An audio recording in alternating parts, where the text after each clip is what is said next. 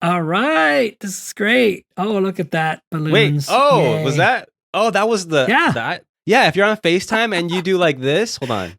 Does it? Oh my god! Can I put this in as bloopers? This is amazing. Yeah, sure, yeah. What about thumbs up? Try that. Just one thumbs up. It's just like a little like a little like bubble.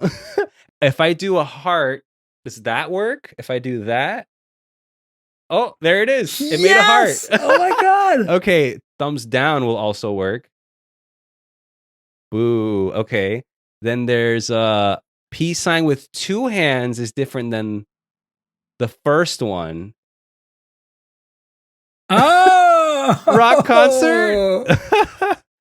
Oh, two thumbs down. What does that do? Oh, it makes it rain. Wow. I'm too old for this, Enrique. I don't think I can handle this. It's like, whoa, boom. Oh, God, you made me snort. Brought to you by Mint Mobile. Stay tuned for a special offer at the end of the show.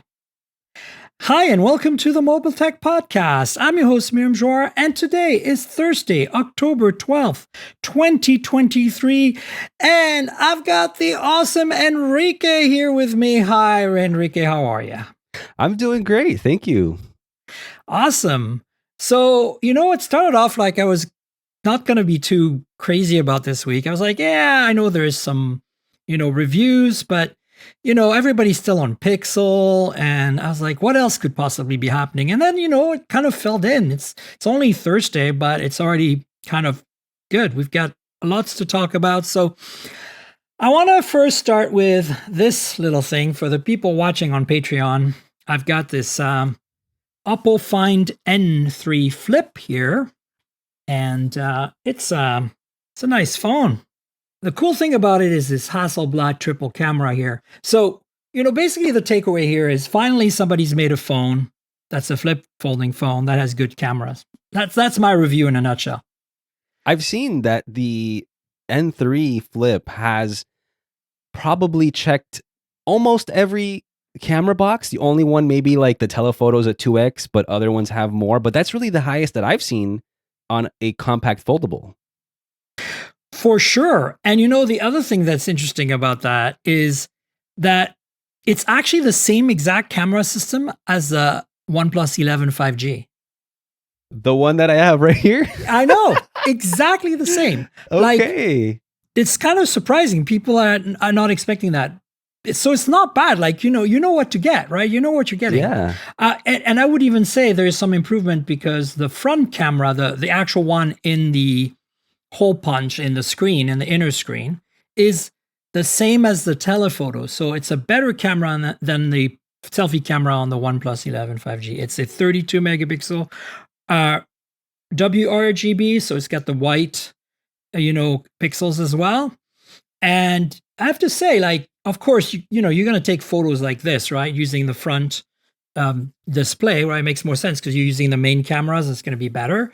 But you can use the inside, selfie camera. It's actually good, like, which is like, okay. It doesn't have autofocus though, so you lose that, right? And, not quite the same f-stop, of course, but it's interesting. Other than that, it's the same as the Oppo Find N2, Flip from before. That, like, it's kind of actually strange. Have you followed this? They came out with two phones that are almost identical 6 months apart, other than the cameras. I mean, that's really what these companies like Oppo and other Chinese brands tend to do when they're figuring out their footing in a niche. They kind of just keep going and jump the gun and put another one out, and we've seen that before. But I feel like with the N3, at least from what I've read, it looks like it really kind of steps it up just that much more for Oppo and in the foldable game. I feel like now that I've played with this and the previous one, because I have both, this is the one that should have come out. Like, you know what I'm saying? Like, they could have skipped that other one, even though I understand the other one made this one possible, right? The same outer and inner screen as the previous model. The previous one was a Dimensity 9000 Plus, and this is a 9200. So like they're very similar. The difference here is really this camera system and, slightly newer chip and stuff, but also an alert slider, which makes you go, right? Yeah. What's your take on that? I actually didn't know about the alert slider, but that's awesome that Oppo implemented it into the compact foldable. Between that and like the high-end processor and the fully equipped camera, that's really a very nice package. And the alert slider, because that's something that OnePlus fans know about. OnePlus fans know that the alert slider is there. It's a really convenient feature, even though technically Apple kind of got rid of their alert slider, which is another story. But yeah, that's awesome that Oppo brought it to the N3. I didn't know about that. Well, that's the interesting thing. So, we'll talk about other rumors soon, but we have pretty much been told by Oppo and or OnePlus that they are sharing the design of the Oppo Find N3 / OnePlus Open, right? So it's going to be the same phone for different markets. So if that's the case, this having an alert slider, right, tells me that maybe we're going to get a OnePlus version of this. I mean, that would be really cool. But then again, on the then again side, OnePlus tends to kind of like hesitate on, Western markets, on North American markets. So it really is a toss up whether they'll even release an American or North American version of the Oppo N3 Flip. I don't think they will, but I think there was potentially at some point the idea that they might. And so they designed this thing so they could do it. Basically, they put the alert slider on it. Like you can see it here if you're watching on video. And most importantly, the hinge does not have the word Oppo embossed in it like before. The Find N2 Flip had Oppo written there. Now it just has this kind of fancy finish. And the only Oppo, you can't see it because this is in a case, but the only Oppo is on the back glass. So think about this. You change the back glass. It says OnePlus. You have the Hasselblad branding on here, right? On the camera pod. True that. So you're done. That's it. Like you change the software to Oxygen OS. So I don't think it's going to happen because I feel like they're putting all their eggs into the OnePlus Open. It's a big launch for them, right? And I think there's the OnePlus 12 coming soon because this year the Snapdragon 8 Gen 3 is going to come sooner because the Chinese manufacturers are trying to kind of pull away from Chinese New Year, which is, in the new year after our new year, like a month later or so. And so they're trying to like have the flagships come out in November, December, basically now, instead of like December, January. So I think they're going to be busy enough that if they were to launch this in the US, I don't think it would launch until like the new year. And then they'll probably have a Find N4 Flip. And that's, I think, the one we might see coming. Unless, would a viable option be that they release a rebranded Oppo Flip N2? Is that another option? Do you think they would go that route? Because that one is really, that one has Oppo on the hinge. It doesn't have the alert slider. And the camera system is, really being outpaced by this. So I don't see them going back. Absolutely not. Okay. At the same time, never say never. Anything can happen. I just feel like this market is so ripe for a flip competitor to the Z Flip 5 and the Razr Plus.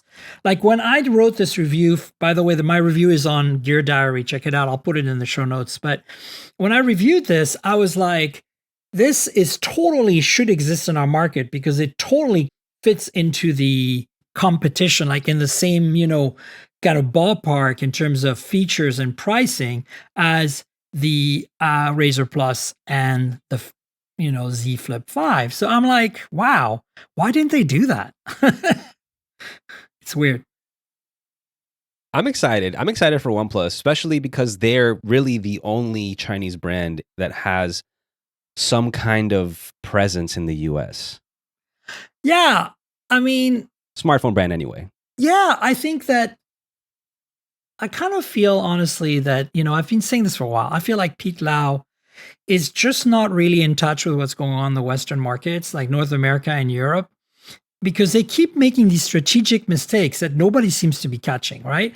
Like for a little while there after Carl Pei left, it was like kind of like, what the hell is OnePlus doing? Remember when we did the podcast last summer on the OnePlus 10T, right? Yeah. It's like we were kind of like, huh? No alert slider? Like, how can you do that? No alert slider. Why would you add this little camera that doesn't do anything? I remember right? That conversation. And so with we felt it was a little misguided. Then at least the OnePlus 11 5G was a solid phone all around, minus the wireless charging, which, by the way, is the biggest miss on this phone. This phone, again, no wireless charging. I do love this animated little front screen pet thing.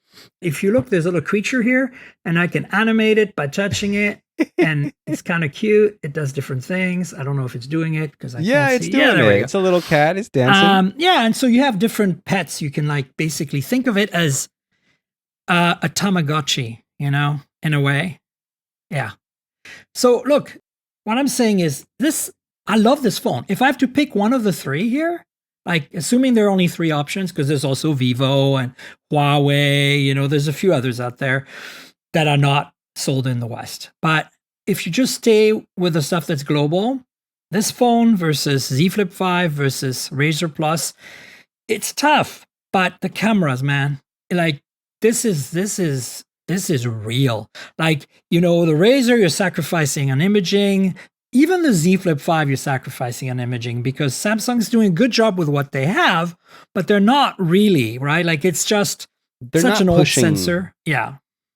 I understand. So the other thing is the screen, while it's not as big, it's a little more cramped, can now run full apps. Let me see if I can demonstrate that. It's actually pretty cool. Like, so you have a little launcher here. Aha. Yeah, you see that? That wasn't on the previous model. And then if I say pick Google News, that's a good one. There's always all kinds of crazy news. It's loading, but there you go. There's my briefing.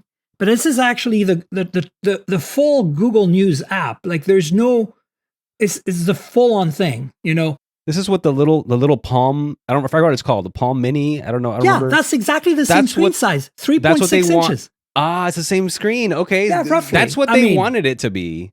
Yeah. But anyway, that's a different. But the point device I'm making is that these are curated by Oppo apps, and there's most of the Google suite. Google Maps is the most exciting on this. Actually, let me try to fire it up, but not show you where I am, just for my own safety. But here we go. Look, you see, I'm in Vancouver. You can see it. Okay, yeah, everything's there. The tabs, right? And so the search bar. I can go like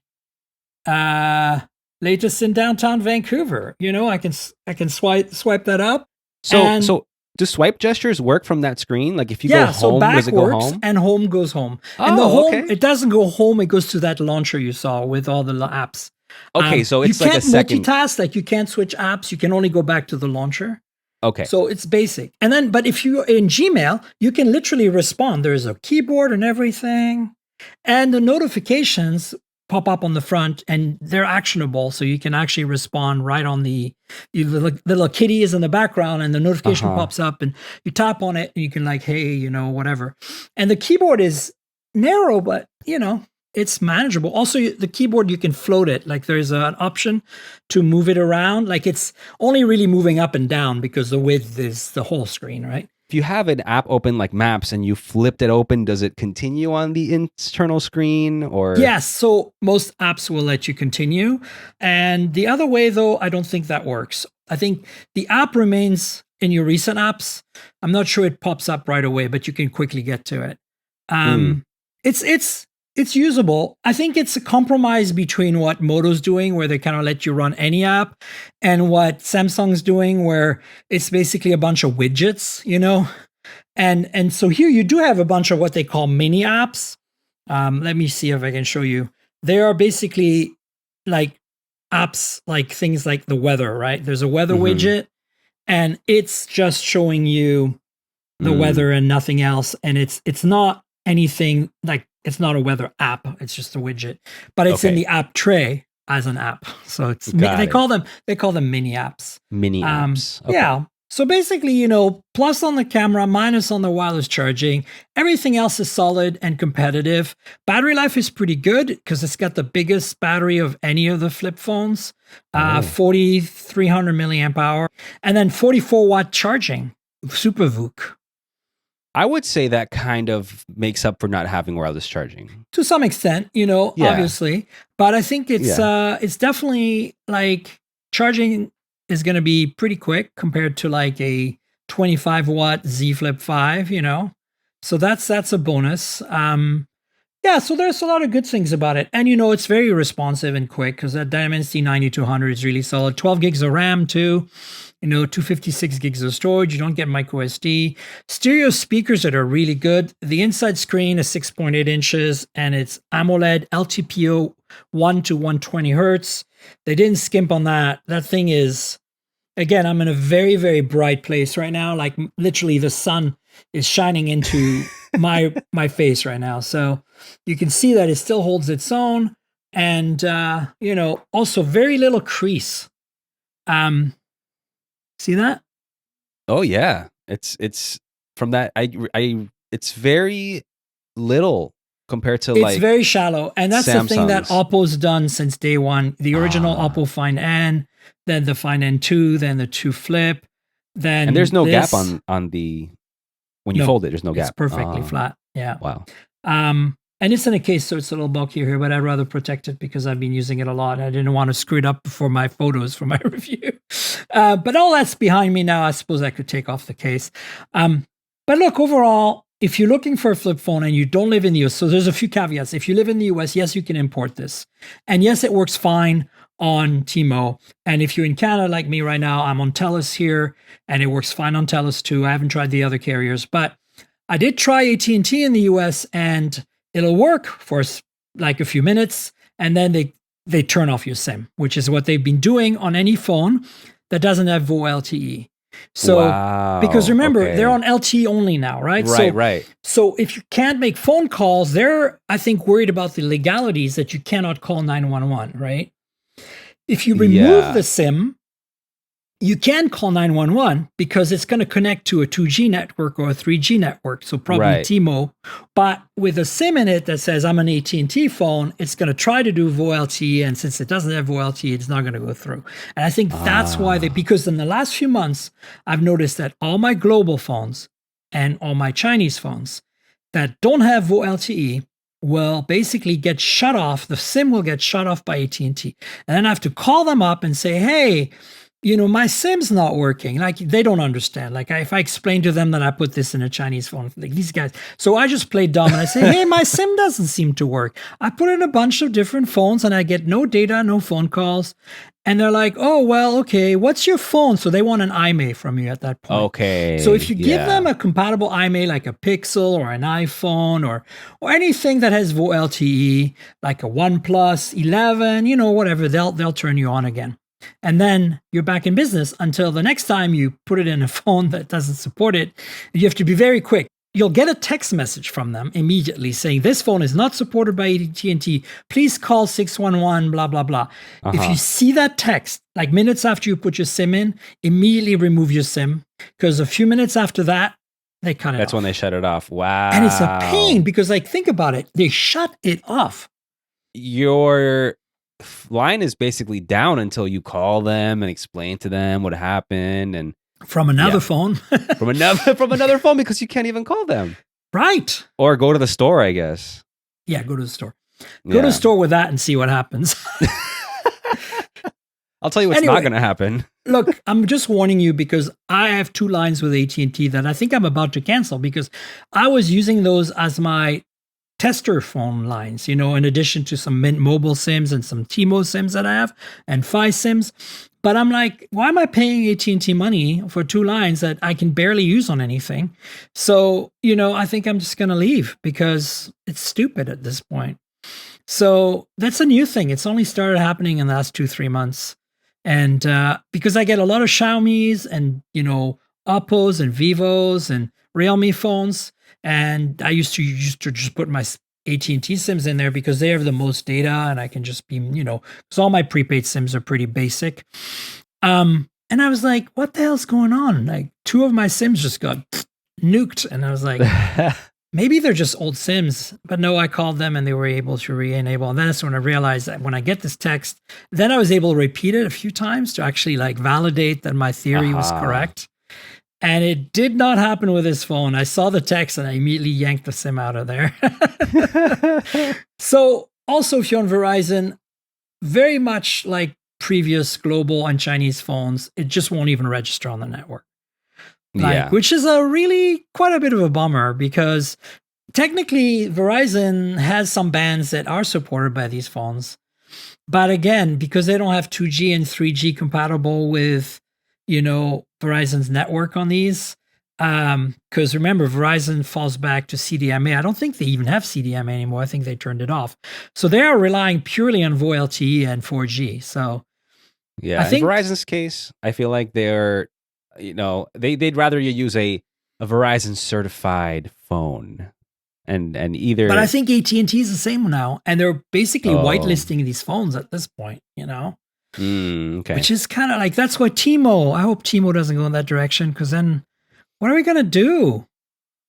I don't know. At that point, I don't even know. I guess just hope that all phones in the future come with VoLTE.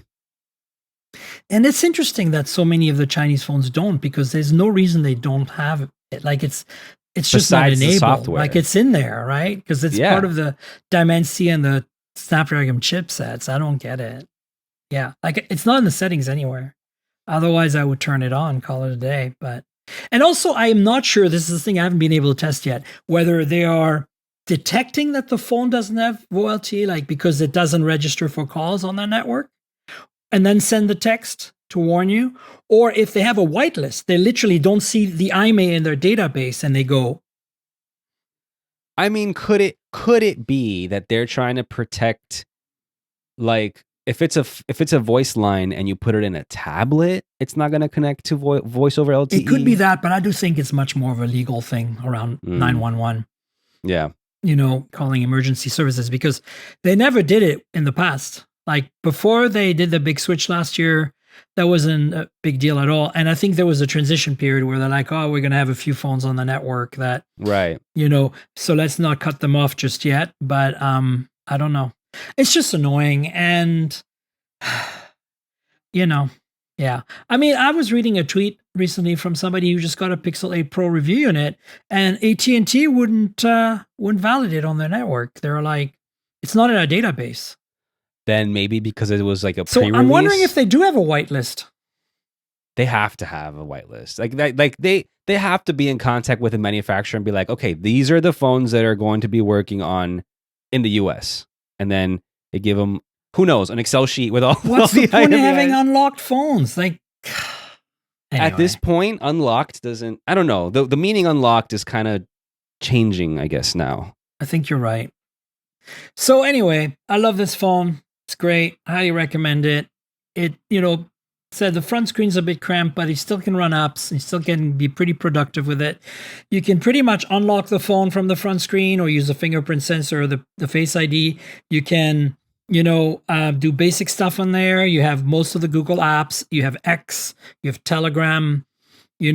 So it's not just Google apps. There's third-party apps that are supported on the front screen as well. It's just really up to Oppo to decide. And so you don't control. Like if there's one app you really like and it's not supported on the front screen, the outer screen, tough. You're not going to be able to use it, unlike Moto. So I think this is kind of how you decide, For me, as a power user, I think the folding form factor, like the book style, is more my thing, especially now that we've kind of broken beyond the Z Fold series, which I don't like because it's tall and narrow and thick. Now that we got the Pixel Fold and this upcoming OnePlus Open and phones like the Honor Magic V2 and a bunch of others that are much thinner, much lighter, are more of a standard form factor. Like basically they look like a 6.3-inch regular phone in the front, and then you open them up and they're bigger. That's kind of more my jam. But I have to say, if I wasn't like a power user, those flip phones are great. I've enjoyed pretty much all the ones I've used. And because I'm a camera whore, this is like This is making me happy. Now, it's not the best camera system. Like, it's still no Pixel or iPhone 15 Pro Max or, S23 Ultra, but it's up there with the S23 and it's up there with the OnePlus 11 5G and it's up there with, I'd say even a Pixel 7a, in some situations. It's not quite as good as a Pixel, but yeah, because the telephoto on this is only 2x. So it's not like crazy. It does sensor fusion though, so you can shoot up to 5x and get some really good results. 10x is still manageable, like you could use it if you had to, and then it maxes out at 20, but I wouldn't use that. That's where you see it kind of falling apart.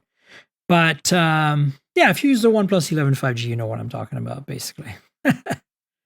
So yeah, that's it. That's the Oppo Find N3 Flip. Do you want one now? I do. It's pretty cool.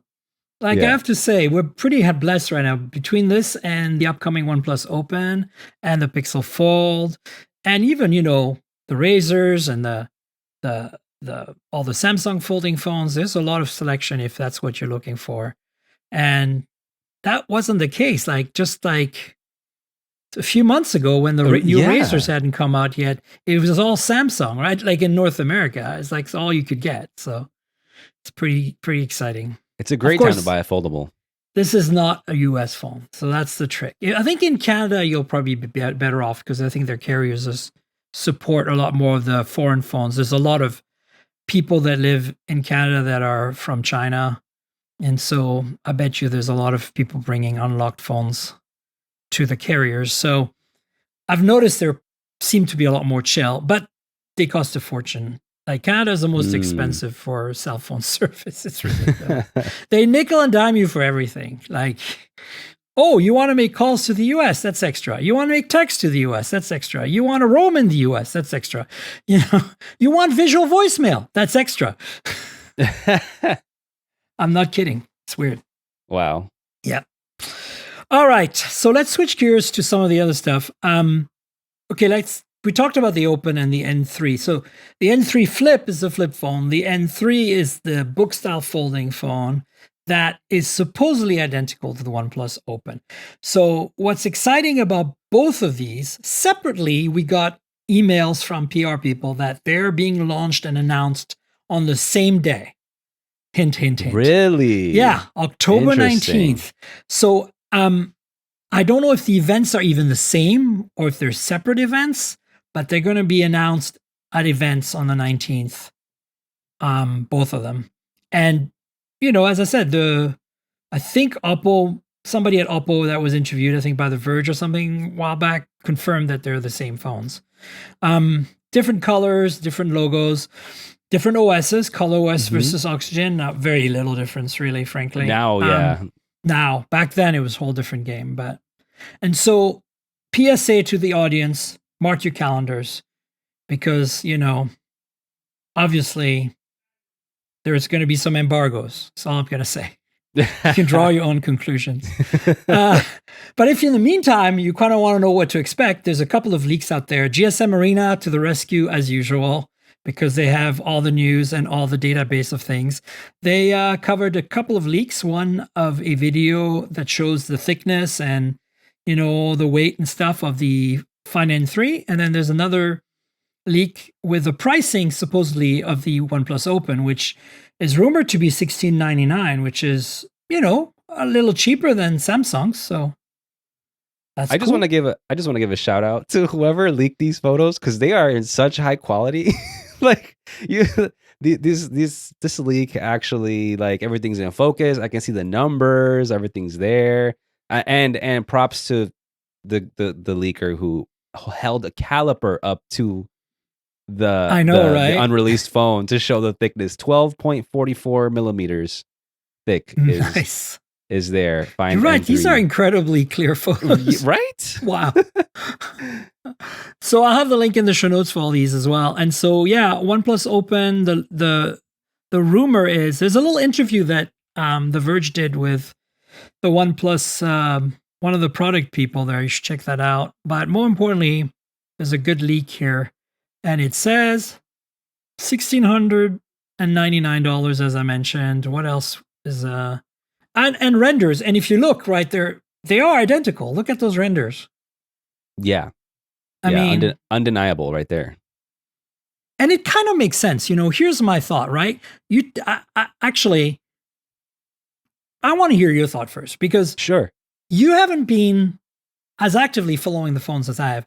And what is your thought on the fact that Oppo and OnePlus are kind of merging even further and possibly sharing phones now in different markets using the same phones? I think that this is the correct way to launch in multiple markets because how do I guess, I'm thinking all the way back to when the Nord first came out. Yeah. And how the US got some Nord models and then Europe didn't. Europe got other Nord models. They got the better ones, I thought. At this point, I don't know if they're still releasing Nord phones in Europe. I think they are, yes. There's the C series and the regular Nords. Yeah. Okay. So now for flagship, because Nord is like their mid-range, lower range phones, but now with OnePlus, these are going to be flagships. So to launch a flagship in different markets with different brands who each have their own different marketing, their different customers, this is the way to merge two companies, I guess merge because they're not the same company, but they are. But this is a great strategy because people know the OnePlus brand. If Oppo came and released this phone in the US, nobody knows who Oppo is. Oppo doesn't have a presence here. That makes sense. Right. It makes perfect sense. In my eyes, this is the way to go. And especially because we've, until the full integration of OnePlus into Oppo, it always felt like OnePlus was getting the second tier devices, right? Like you saw the Find X series, right? The flagships from Oppo, and you're like, why can't we get this on our OnePlus 10 and 11, right? Yeah, I remember that. Mm-hmm. So now this is basically what we're getting, this OnePlus Open and this Oppo Find N3. We're getting the best of the best of the best. Like there's no compromises. This is the best they can do right now to give us a folding book style phone with all of Oppo's vast folding experience from 3 years of making them and all of OnePlus's delightful user centric goodness. It can only be good. Yeah, I'm looking between the two, between the N3 renders and the OnePlus Open renders, and there is no difference. Like even the placement of like Hasselblad and the letters on the camera, and it's the exact same phone. Yeah, and so the rumors for this particular phone is that the Find N3 is only China and the rest of the world is getting the Open. Interesting. I didn't expect that part. Yeah, that's the latest. And that's a little more intense than I was thinking because Oppo is sold in other markets like India and other, places that have both essentially OnePlus and Oppo. So true. But maybe they're just testing the waters, right? They want to see how this is going to pan out. And I still kind of feel that at least for the next year or so, they're still going to have a OnePlus 12 that's different from the next Find X series flagship. Like I think that's not going to integrate quite just yet because remember they started building phones or planning phones a while back. Mm-hmm. And I think this one was like kind of like, let's try this out, test the waters, and also economies of scale because OnePlus has zero experience making a folding phone, but Oppo has a ton, right? So why reinvent the wheel? Exactly. And have two different folding phones. So yeah. We'll see. It's going to be fun and exciting. Other news about Moto. So remember a while back, folks, I did a hands-on for hot hardware with both the Razr Plus 2023, the one that has the big screen in the front, the cover screen, and then the other one, the little one, the cheaper one, but we didn't know the price. We didn't know when it was going to come out. It then came out in Europe and in India, and everybody's scratching their heads going, wait a minute, like you gave us hands-on with this phone in May or June or whatever it was, and you still haven't launched in the US. What gives, right? We were all kind of scratching our heads. And finally, in the middle of Techtober, of course, they launched the Razr 2023, the one with the small screen. And as a quick, update, from a like chassis perspective, like body, screen, overall shape and size and weight, they're very much the same phones. The big difference is the cover screen, the front display is huge on the Plus and tiny on the non-Plus. And then there's a difference in processors, Snapdragon 8 Gen 1 on the better one, and then Snapdragon 7 Gen 1 on the lesser one, right? And then differences in cameras as well. It's got a on paper better camera because it's 64 megapixel, but it's actually not as good, I think, in terms of optics, like the f-stop and stuff, compared to the 12 megapixel on the Razr Plus. But it has wireless charging, has actually slightly bigger battery. There's a few little differences like that, but overall, we knew the price was going to be really aggressive, and sure enough, $699 available, I think, soon. And I think they're having lots of partnerships with prepaid carriers, which I think is really smart. Right? Yeah. This is the most affordable flip folding phones you can get, other than like going to like a Techno V Flip or something, I was going to say, yeah, for the US market, $599 is the cheapest price point I've seen for a folding phone, for a compact folding phone, any folding phone, really. Yeah, so this is actually $699, but I think they have it on sale right now. And you know what's interesting though is the Razr Plus, the fancier one, is on sale for $799 right now. So, it is $699. I was looking at the price of the Edge. The Edge. Okay, yeah. My bad. They announced them at the same time. That's the other thing we're going to talk about in a second. Okay, but it's just very strange. If I go to Moto's website right now and type Moto Razr 2023 and see what pops up for price, because they always have sales, and I'm wondering what they've got going here. Like they initially they cut like $100 off of. Yeah, it's $599 right now instead of $699. So you're not wrong. Okay. So what I'm saying is, like, they always do this. There's the official MSRP, and then they come out, and for the first few weeks, it's on sale. So $599. Look, folks, I have used that phone briefly, and I'm telling you, unless you absolutely need that big front screen, you're not missing out. This is an incredible deal. This is the same display, 144 hertz, AMOLED, 1080p. It's lesser processor, slightly lesser main camera, but same wireless charging, same everything, and the wonderful Moto experience on top of that. It comes in 4 colors: sage green, vanilla cream, summer lilac, cherry blossom. I like the green and the lilac. Those are both nice. It's dope. So rejoice, because we now have choices. And, $599, if you want folding phone and you just want to test the waters, you don't want to spend too much money, even buy that as a second phone. It's actually probably manageable if you have the money. And then, they completely surprised us. So the Edge Plus came out, and it was a great phone. It's the best flagship they've done that's like a non-folding phone in a while. It hit all the right boxes. I reviewed it for Hot Hardware. Check it out. That was in June. But we also knew from the European market that there was a non-Plus model, because in Europe they're called Edge 40 Ultra and Edge 40 regular. So we never got the Edge 40, and I've kind of was wondering if we would. And then they totally blew us away by actually announcing the Edge regular for $599, on sale for $499 right now.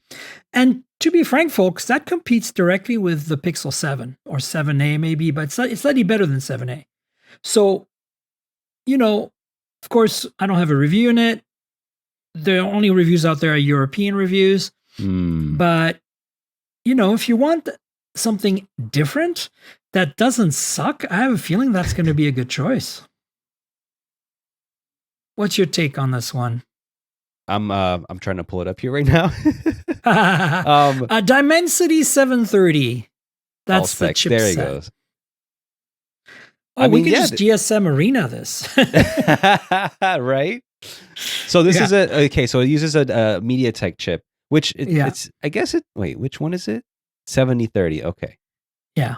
Okay, 68 watt. I mean, for a Dimensity 7030, could they have made the price point a little bit lower? or is that just me not being ignorant about?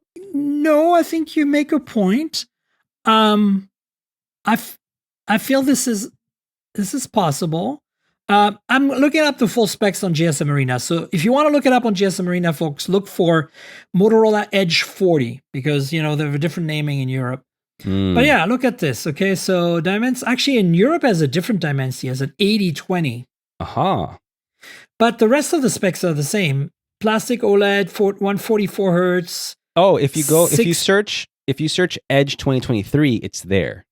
Is it? It's a separate listing. Yeah. Ooh, let me actually compare them. Ooh. You can compare live comparisons on the podcast. Awesome. 2023. Wow, you're right. Why didn't it come up in Google? I guess they must have just added the listing. Possible. Okay, so the dimensions are the same.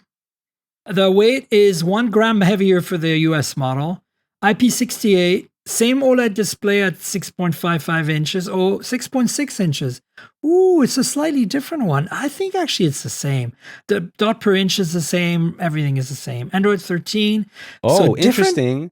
UFS 2.2 on the US Edge versus 3.1. And the Edge 2023 in the US comes with 256. There's no other storage option. Which is not bad, actually. Right. Wi-Fi. But interesting that they picked a different process. I bet you the UFS 2.2 is a result of the processor choice. You know what I'm saying? Yeah. Yeah. And then the cameras are the same, 50 megapixel main with OIS, which is nice. F over 1.4, dude. Did you see that? Wait, where's main camera? Oh, 1.4. Yeah. I know. Wow, that's crazy. Okay. Yeah. And let's see, battery, 4,400 milliamp hour, 68 watt charging. You said that. 15 watt wireless, not bad. They got wireless charging on there. Hey, look at that glass front aluminum frame. Okay, so maybe it's not a Pixel 7 in the sense that the 7 has a Tensor G2 that is a flagship chipset. This is more of a mid-range chipset, but honestly, if you're not concerned about playing games, this might be a good phone. Yeah, I can see that. I don't know. It's interesting. So, thanks for surprising us, Moto, because you know what? Like, we were kind of all wondering when that was going to come out, that fully Razr one, but then also like this Edge, like why not kind of throw yourself in the battleground with the Pixel 7s of the world? That's a very competitive market. Where is Motorola primarily selling, and which carrier in the US right now? Is it for, I think it used to be Verizon, but is it still the case? No, so they kind of dropped I wouldn't say they dropped, but the last few phones they've made have not been sold by Verizon. Like the Razrs and the Edges are not available from Verizon, but most of the time they'd be going unlocked and prepaid because the Moto G series is a big deal, right? That's how they're mostly present in North America. And you know what? Where they're super hot, super popular is in Central and South America. Yeah. Right? Yeah. So Motorola has a stronghold on the South American market. Exactly. It's the G series mostly, though. So I think it's actually interesting that they're persisting and making these phones because, for a while there, this $500 to $600 price point was kind of not really that popular in this market. And I always thought it should be because not everybody wants to buy a flagship. And more importantly, not everybody wants to buy subsidized. In that sense, I think Moto making these phones unlocked at a discount at launch and stuff is actually a good idea, Yeah, it makes sense. It makes sense for them to do that through Metro and like Cricket, which there's that too. Yeah. The only thing that I'm a little worried about is I asked Moto for a review unit of the Edge just to check it out, and they we don't have any, and I'm like, that doesn't sound. I mean, it's Techtober. I don't need another freaking phone, right? Sorry, but at the same time, maybe for later, for December, when I want to take a break and try something else. But I feel like every time they say we don't have review units, I'm always like, maybe it's because I'm doing this for 20 years, but my back of my mind goes like, wait a minute, what does that mean? Yeah. So I hope that's not the case. I hope it's not a dud. I guess we'll find out once we eventually see a review. Somebody's going to buy this and review it. All right, let's talk about Pixel 8 and 8 Pro really quickly. Because look, it's the third podcast with some Pixel content. I'm kind of sick of it. No, I'm not sick of it. I love the Pixel. But I'm just saying, like, I realize that you folks are probably wanting to have me stop sounding like a broken record. But my love for Pixel has no bounds. You know this. Even though the Tensor chips always make me cringe, and I feel like I have Stockholm syndrome because I just stick with it. You know, my captors treat me well. Anyway, the reviews are out because the embargo lifted on the 11th yesterday. And so I linked to the Verge's review. Allison is such a delightful reviewer that I just really needed to like share that with you guys. It's such a good review. It's on point, and it's everything you expect. Like, there is a lot of good stuff. These are possibly the best Pixels yet, but there's a lot of features that were basically shown or announced at the event that are not available yet. So, you don't want to review a phone on what's coming, right? You want to review a phone on what's happening. And I like that Allison went and did that. It's like, they're still the best Pixels, even though all the features aren't ready, because she didn't obviously count those in. So, yeah. Are you excited about the new Pixels? My first impression of the Pixel, at least the Pro, was like, why does it have a temperature sensor? Well, everybody's confused by that. That doesn't seem to change from me to anybody else. Yeah. But that's the first thing. I really like other first impressions. I really like the blue. The bay. Oh my God, that blue is so good. And it's matte, right? Yeah, I can see. From the pictures I've seen, like it looks frosted or matte or something. It looks beautiful. I love that they made it curvier and they made it more like organic. Yeah, I was interested in, during the keynote, they described it as holding a piece of sea glass. I didn't know what sea glass was, and I had to look it up. And what sea glass is man-made glass that was like rolling and tumbling in the ocean that smoothed out over time. And it's kind of like, okay, that's pollution, but also cool. Okay, like that's kind of it's totally a Google thing to say. Exactly. So it's like, I guess it's like upcycling. I guess I don't know, but the fact is that it looks really nice. I like the polished chrome on the camera bar, and that blue is stunning. Yeah. Otherwise, that I'm excited that there is a performance update and that people have been kind of saying like, okay, battery life's a little better. What has been do you have the devices to? So they're sitting in San Francisco. I'm in Vancouver right now. Okay. The one device, because they sent me a 8 Pro and the watch. So in about a week or so, I'm heading back there. So I've got a little surprise before I go to Hawaii for the Snapdragon Summit. So I'm excited because I get to take the Pixel with me to Hawaii, basically, as my first attempt at taking photos with it. But look, the reality is, I think this is going to be a winner. Tensor G3 better be good though, because right now Tensor is the bane of my existence as a Pixel user. I'm still on a Pixel 6 Pro as my main because I'm lazy. I have a 7 Pro that I use a lot for photography that is in my bag because I just never switched. And then by the time I realized, I should really switch, it was like March. And I'm like, nah, now there's going to be a Pixel Fold coming and maybe I want the Fold. And so I got the Pixel Fold and then I love the Pixel Fold, but it's such a brick. It's so heavy. Okay. The size is great. I love the Passport form factor, but the weight of that thing in my pants is like, and you know me, I carry a lot of phones. I've got the cargo pants going on, but even me, I'm like, that thing, I could kill my worst enemy by throwing it at them. It is such a brick. It's so heavy. So I played with the idea of making that my main. And then again, laziness set in and I'm like, well, I'm still not 100% decided because it's so heavy. And the Pixel 8's going to show up. So you know what? Pixel 8 Pro, I'm telling you now, folks, is going to be my... I'm not going to hesitate. The moment I take it out of the box, I'm going to transfer everything over and call it a day. I cannot stay on the 6 Pro. The 6 Pro has been incredible. After 2 years, battery is still solid. Everything works as intended. The cameras are brilliant. It is beaten up, but it works great. No major damage, but just like a lot of like wear and tear. But here's the thing. I'm surprised the battery life has lasted so long because that thing gets So hot, so much, it can't be good for the battery. No, it's really not. And on top of that, I'm stupid and I wireless charge it all the freaking time. So the thing gets hot too when it's charging. So like I am not taking care of that battery yet. As my daily driver, it's still solid battery life. I mean, it's 4.6 Pro, right? Like it's not as good as the 7 Pro or the 8 Pro. But that's why I'm like, Tensor G2 wasn't so good on the Pixel Fold.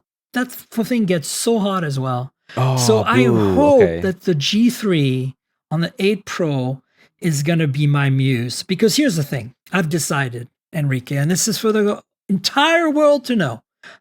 As much as I love the folding phones, I think I need my main phone to be a bar, like a regular flagship.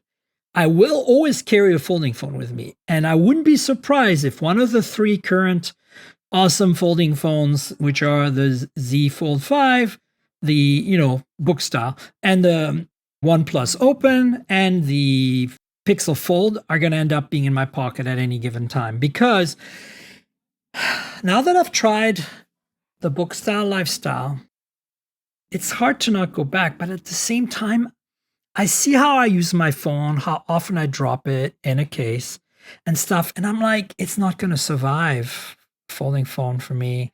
I think I'm just going to stick with a bar phone for a little while longer. But it's close. I'm close to switching.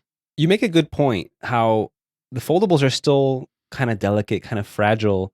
I wonder which company is going to come out with this like super rugged, super like maybe not rugged, like old school rugged, like Samsung Galaxy Active, but like maybe something that's just really solid and durable, Well, by all accounts, and I have a Z Fold 5 review unit that Samsung gave me along with the Z Flip 5, and I'm not a fan because of that tall, narrow, and that thickness, But from people I know, friends of ours who have dropped theirs, those things are pretty freaking resilient. Yeah, okay. Pretty bulletproof.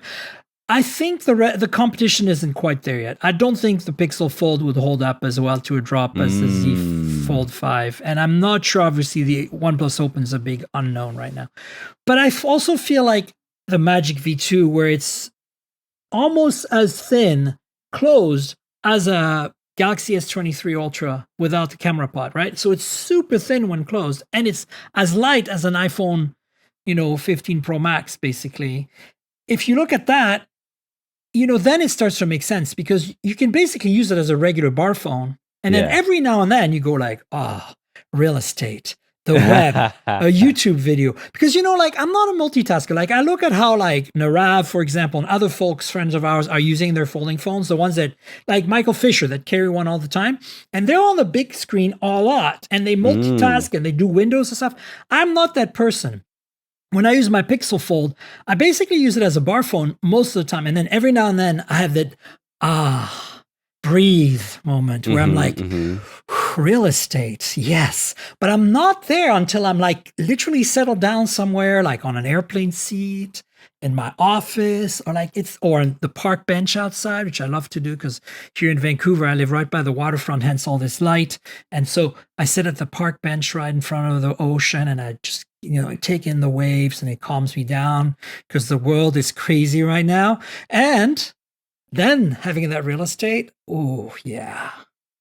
Browsing the web on a big screen or looking at your photos or editing them in Google Photos, that's where the big screen really shines for me. But for everyday stuff, I don't really need it for everyday stuff. It's fine.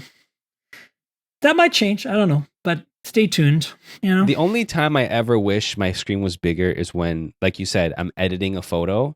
Maybe I'm like chopping up a video on like CapCut.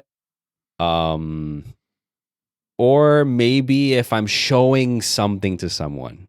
Yes, showing photos to someone always blows their minds. Yeah. They love it. Yeah, that's when I find myself like wishing like I wish it was bigger. Or like I wish there was a bigger screen, but that's awesome that you're just like, "Oh, you remember? Oh, I have another screen inside." Like I still haven't had any foldable, so I don't know what it's like to daily a foldable. But it's a moment of delight when you open that thing up and you're like, "Oh yeah, I forgot I've got all this real estate now." Nice. Yeah, so let's stay tuned, folks. I'll obviously share my thoughts on the Pixel 8 Pro once I daily drive it, but this is definitely my intent.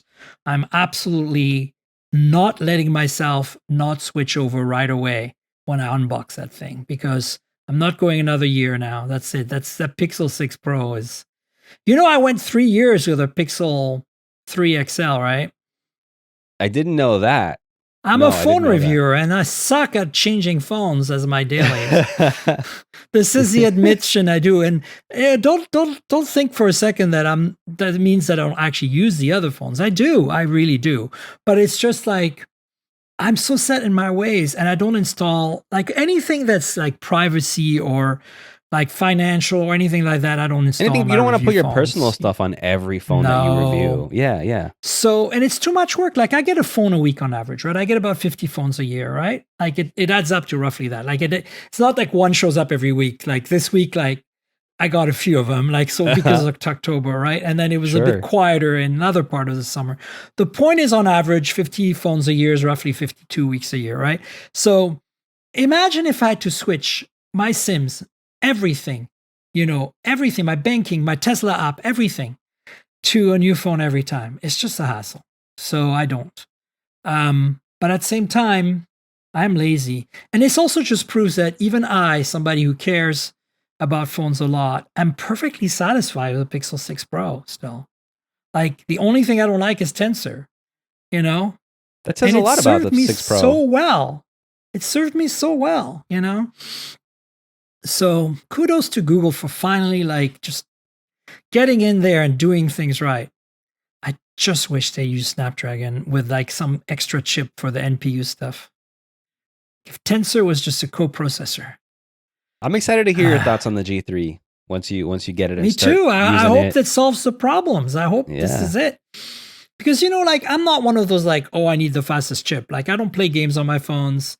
As long as it's smooth and stutter free and multitasks well, I'm good.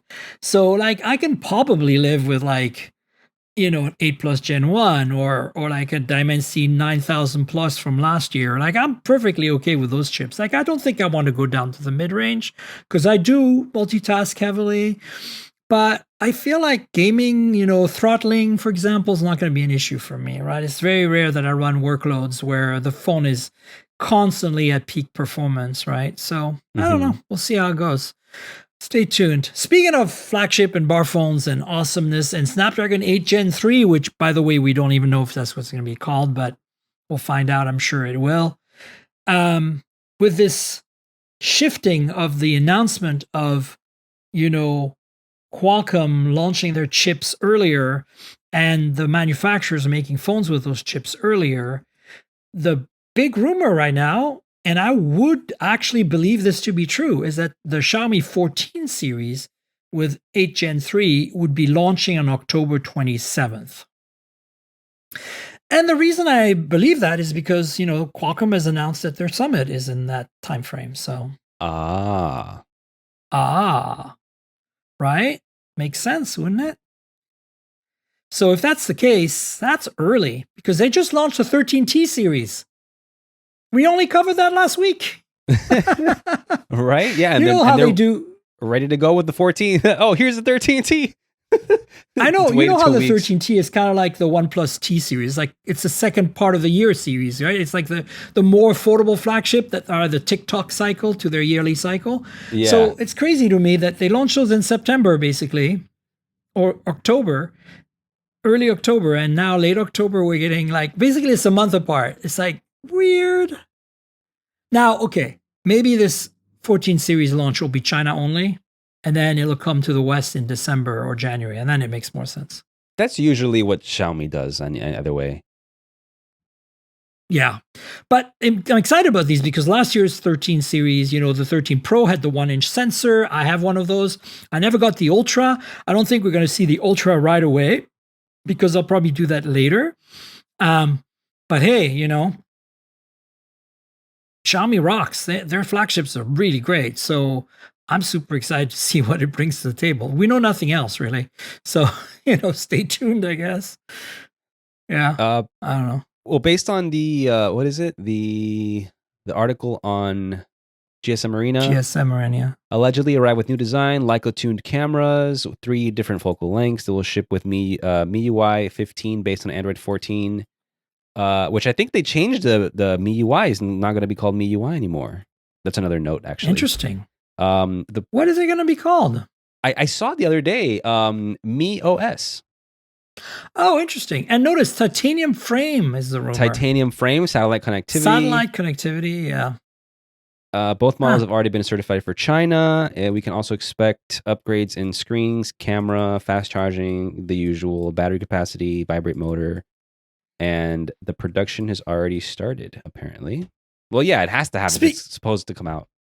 Speaking of 13T Pro, I have one right here, and I should share that with the folks on the Patreon. This is the black one in a case, so it might look like a gray, but it's actually a black under there. See the black. Mm-hmm. But that camera pod is pretty cool, and it's got the Leica branding. Now, this doesn't have a 1-inch sensor, but it has a good camera system. It's 3 cameras, right? But it looks like 2. Yeah, so the third one I'll show you in a second. It's actually right here. Here, I'm just going to try to point it out. You see it? Yeah. I wonder why they did it like that. So I don't know, but in terms of the specs on the cameras here, very similar to OnePlus 11 5G, aka Oppo Find N3 Flip. There's a 2x telephoto, and then a really nice main sensor with OIS and a fast f-stop, and then a very nice ultra-wide sensor. And as such, you get sensor fusion. And so they do their telephoto with the help of that 2x, and the 2x helps with portrait. It's very fast. You get amazing bokeh when you take portraits with that lens. It's just so, I mean, look, this is not an incredibly great phone. It's got a nice display, but it's not LTPO. It's 120 hertz or 144 actually, but it's not the best and the latest and the greatest. Plastic frame, no wireless charging. Basically, that's exactly what the T series has always been, like a detuned non-T version of the same kind of thing. But honestly, it's not a bad phone. The prices are very competitive on these, so we'll see how it goes. But the 14 is definitely going to blow that away, right? It's the real deal. So see what happens. Looking forward to that. Finally, we've got the Snapdragon X branding. So that's interesting. This is Qualcomm announced with great fanfare that they're rebranding their Windows on ARM chips. The chips they're making for their Windows PCs that are running ARM chips as Snapdragon X. And I think that's a good branding because the previous branding, remind me again what it was called? 8CX when it was something introduced like that. First. Yeah, it was not very good. So thankfully, and remember, they have the Orion cores that they're working on now. So supposedly, okay, here's the reality. What we expect is that it's going to be an M1 competitor, the next chip from them. An M1 is like 3 years old now. So, but the reality is possibly not quite that hot. But I'd like to believe that for once they can deliver. The reality is that even if on paper they deliver a chip as good as the M1, until Microsoft really fully supports and really invests themselves into Windows on ARM, we're not going to get the same experience and performance and battery life, that we get on an M1 Mac from Windows 11, because they need to just get real about it. And that's been the issue forever. And, Rich Woods has been here from XDA a few times. He's the Windows and PC expert, and he agrees with me, and it's a bummer. But I want to believe they can do an M1 competitor. So fingers crossed. They need it. Honestly, the PC market needs an M1 competitor because of how far M1 and just Apple Silicon has gone, and Windows is still kind of over here loading, you know what I mean? So yeah, I mean, we're all rooting for Qualcomm to really get this Windows on ARM on track to truly competing with Apple Silicon. 100%. So yeah, stay tuned. There's lots of good stuff coming up with the Snapdragon Summit in a few weeks, and we'll find out more then. And so I think this wraps it up. Do you want to tell folks, Enrique, where they can find you on the internet, what you're working on these days, where your social media handles are, all that stuff? Sure, yeah. So I guess to update the public, because I haven't really been active. I have not been active in tech for a while. But I am resurging back into the tech world and releasing Nice. my own content independently. And so you can find me on Instagram, TikTok. What's the other one? X. Well, I'm not really active on Threads? X anymore. Threads. So Instagram, Threads, TikTok. I release short videos, and YouTube as well. And I am at Enrique VT. That's ENRIQUE VTEE. And I also have a podcast that I have Yes. renamed. It is called Cybernut. Love it. So yes, it is Cybernut. It's a tech related podcast, but we don't focus on like the itty bitty spec things. We focus more on like general tech and how we use it and the ways that we use it and stuff. And part of it, the name, it's just a tech podcast. It doesn't take itself seriously. I didn't want to do anything serious, so it's just a fun thing. We laugh on there. We tell stories about tech. And so, yeah, if you want to find it, it's at cybernutpod.com or at social handles cybernutpod. So, yeah. Nice. I love it. So, folks, please subscribe to the new podcast. And then, of course, go check out Enrique's content on all the short video channels out there: YouTube, TikTok, Threads, and Insta. Yeah, look at that. I'm good. Remember them all. Yeah. You guys know where to find me on the internet, right? It's at Tankgirl, TNKGRL, like the comic book. Just drop all the vowels. You get my handle on pretty much everything. Twitter X, for better or for worse. I know a lot of you guys are still on there. That's why I'm still there. Also Threads, also Insta, also Facebook, also LinkedIn, etc., etc. YouTube as well. There is a YouTube channel, youtube.com/mobiletechpodcast. It's got mostly unboxing, hands-ons, and review videos. It's maybe once a month or so. It's not very prolific right now because I'm super swamped, but check it out. You know how YouTube works. So like, subscribe, tell your friends, click the bell. You can comment in there, comment about the podcast as well if you want. And as I said, Insta is really where you're going to see a lot of my kind of photo content. I'm still using Insta a lot for just photos, although I have been doing reels more often, especially on the car coverage, because it's fun. But, Insta is where you'll find pictures of phones and cars and food and travel and all that good stuff. The podcast lives at mobiletechpodcast.com. We're on all the big platforms: Apple Podcasts, Pocket Casts, Spotify, I'd say Google Podcasts, but that's going away. So I guess YouTube Music is now the podcast platform or something. But, subscribe, tell your friends, visit the website for the RSS feed if that's what you prefer. But yeah, help me out if you can. And if you want to help me out even more, there's a Patreon. We've mentioned a few times now on the show then showing things on video. Yes, you can get a video version of this podcast. It is exclusive to my Patreons, and it is available a day or two before the audio public free version. So if you want to watch me and Enrique chat and, show phones and stuff, this is the way to go. The Patreon also has access to our Discord server and a bunch of other perks. So please consider helping me out with Patreon, patreon.com/TNKGRL. And then if you don't like Patreon or you want to help another way, there is a link in the show notes to my website that will take you to a PayPal button. And you can just buy me a donation, like get me a coffee or something. That would be fun. So yeah, thanks for supporting me if you can. And I also want to thank our sponsor, Mint Mobile. So as you know, I'm constantly reviewing multiple phones, and while that's fun, it also means I'm constantly spending a lot of money for wireless service on multiple SIMs. That's where Mint Mobile comes in, and that's who I'm partnering with for today's podcast. If you also want to save money on your wireless service, switch to Mint Mobile.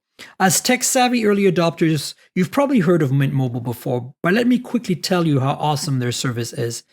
Mint Mobile offers premium wireless for as low as $15 a month, and you don't have to sacrifice any coverage, speed, or data.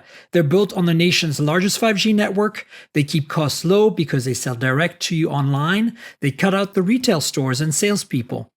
Why should you pay more than you have to for access to the same network? In my experience testing phones, Mint Mobile delivers the same data speeds and call quality as the big three for a fraction of the cost. Switching to Mint is super easy. Thanks to their eSIMs, you can sign up and activate immediately right on your phone from the comfort of your home. No more standing around and waiting in line at a big wireless store. You can keep your current device and phone number and easily switch services. And if your phone isn't eSIM compatible, Mint will ship you a new SIM free of charge.